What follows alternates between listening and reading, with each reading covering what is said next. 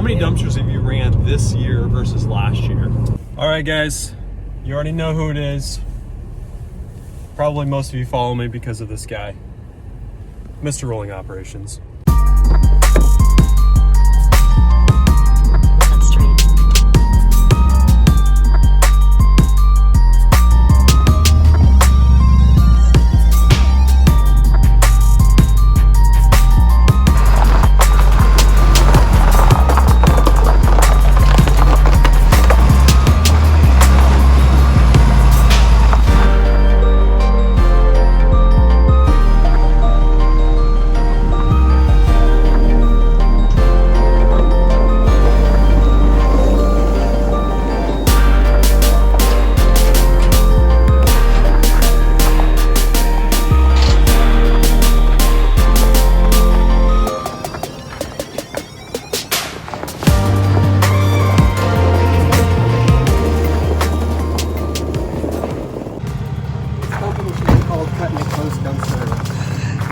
Cutting it close dumpster rentals.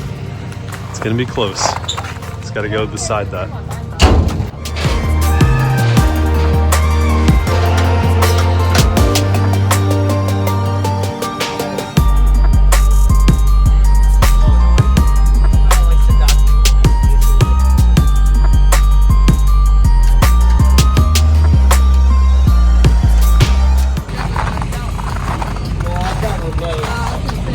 His hands are in his his hands are in his pockets running the remote. And his truck's in neutral.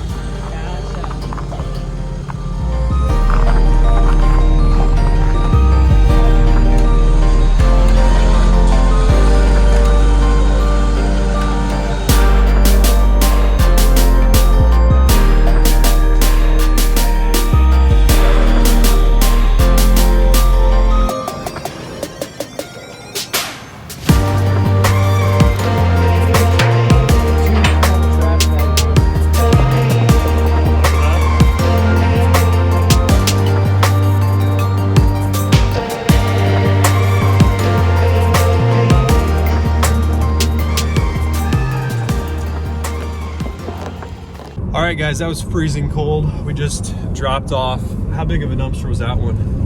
That was a 20-yard. 20-yard dumpster. So we were talking earlier, Clayton's been doing this now for over a year and a half, something like that. Maybe you guys saw the first video we did, but you were talking, can you just talk a little bit about like the numbers of dumpsters? How many dumpsters have you ran this year versus last year? So I guess let's compare 2020 December to 2021 December. I moved back to my hometown. My business was kind of a side hustle. I counted it on my calendar. I rented like seven dumpsters last year. The whole month. And in 2021 of December, I rented, it was between 34 or 36. I can't remember the number. It was over 30. So I'm renting more than a dumpster a day. And December is supposed to be, like, December through February is supposed to be my slowest months. Yeah. In January 2021, I ran, oddly enough, 7 dumpsters that month. January 2022, and we're not even done with it. There's still like 10 days left.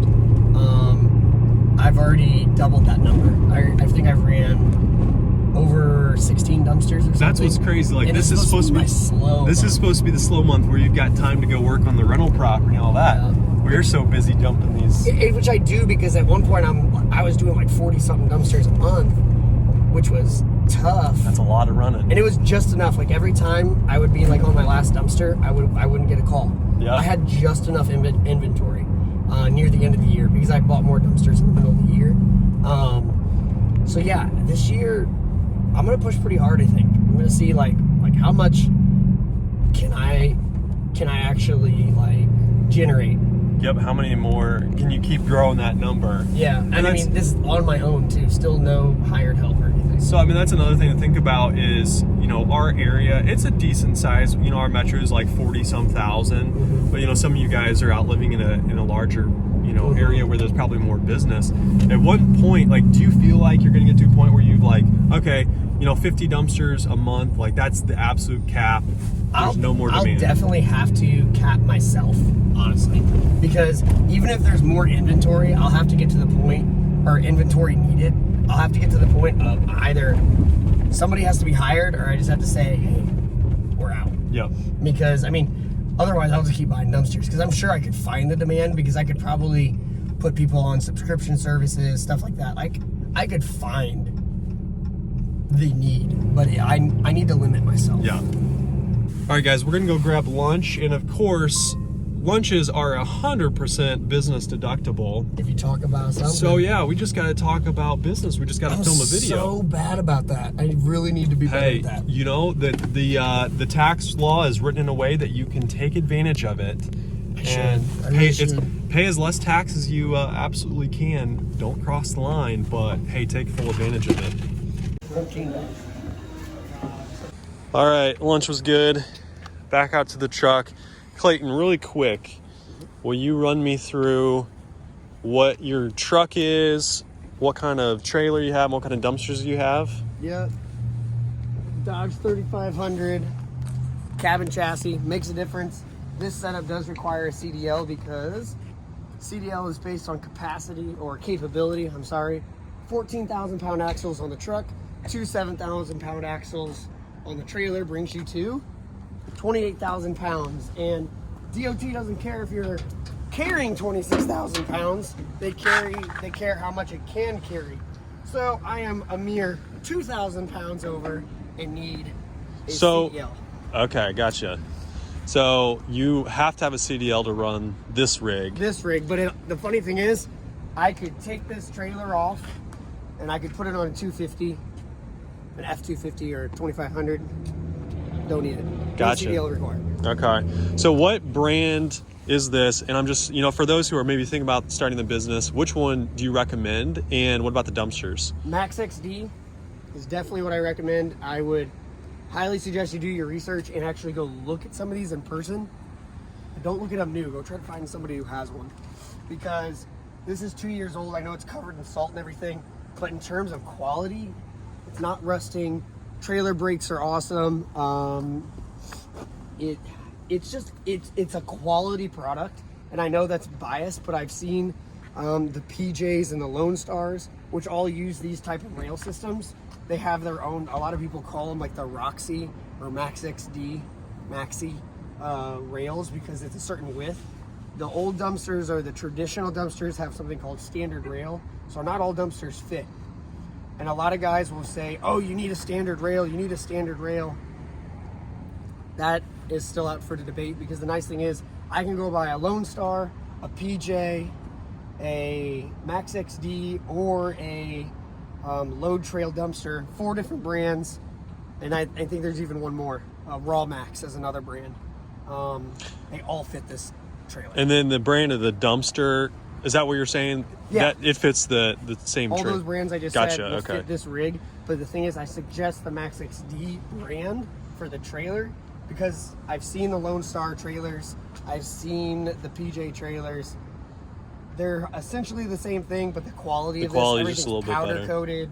It's usually their winches come a little bit stronger. I've heard nightmare stories about Lone Stars and their trailer brakes. Some guys, they'll get into another brand. It's called Texas Pride. They seem to be really heavy duty trailers. The only thing is I do hear after a year or two, stuff starts kind of falling apart for them. And, that's here nor there. I've actually only seen a couple of them in person. The one thing I've noticed is a lot of them after a year are just like covered in rust. Yep. But outside of that, I hear they're really heavy duty trailers. Will you talk really quick about like your truck itself? Like, do you feel it, because you got started with a F250, right? Yep, a 2002. One of the last years of the 7.3 diesels. Was it, how do I say this, like underpowered? It worked, but I did a lot of roofing jobs. So there were times, and I used to live in a place covered with hills, and I was hauling a lot every day. And I was just pushing the limits of that truck. And even though it was a good truck, a 7.3 can haul almost anything. Doesn't mean it can haul anything well or efficiently. And I was probably putting a quart of oil in that every like 2 or 3 days near the end of its life, at least for its life with me. I was it needed a lot of repairs all at once, and I just basically said, if I'm going to be serious about this, I'm going to get a truck that, you know, is new and is going to last a long time. Super nice, has something reliable. Yeah, and it's just, for the longest time, I haven't had to worry about a single thing. I was under that truck fixing things all the time and changing oil adding oil all the time, way sooner than I needed to, worrying about turbos, injectors, crankshaft position sensors, which would go out on those things all the time. Yeah. And when a crankshaft, when a crankshaft position sensor goes off on you when you're driving with a huge load behind you, which has happened to me like 3 or 4 times, going downhill, all of a sudden my truck turns off. And when your truck turns off, your brakes don't work nearly as well. And I've got this trailer pushing me. And that happened 2 or 3 times, and one of the last times I finally was like, okay, I've gotten new sensors, I've had this diagnosed, they can't figure it out, and it was a common problem. But at that point I'm just like, Time for I don't want to risk upgrade. it. Yeah, Yep. I'm done. So that's the only reason I kind of upgraded. You can do it with a smaller truck, but I like to have it and not need it than need it and not have it. Yep. So I don't obviously have my own dumpster rental business, but I'll tell you one thing I have learned from watching Clayton do this is don't drop the dumpsters in the yard. Yeah. It's got to be on the concrete. Which I think I just dropped one in the yard today, didn't Yeah, we might have. But I'm going to play some clips of the last time we got one stuck, and yeah, it was fun. Rough.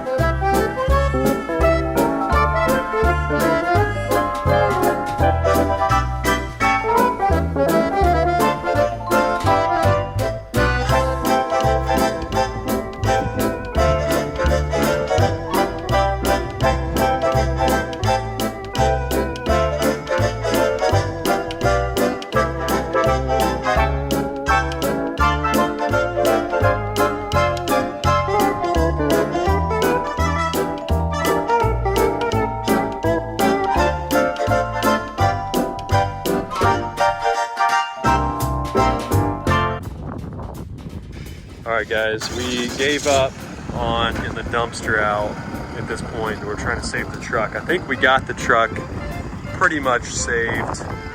He's just gonna try to pull it straight out. Uh-oh, it works. And then the last thing we're gonna try is backing the trailer up and doing a little jackknife at the end. So that's good, we got the truck. Alright, last resort now. He's just gonna try pulling it because nothing else is working.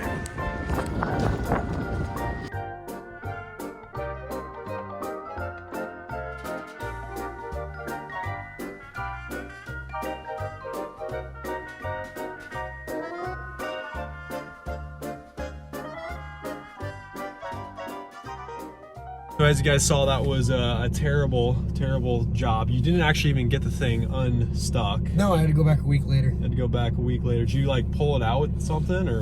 No, finally the ground was so hard because it had froze.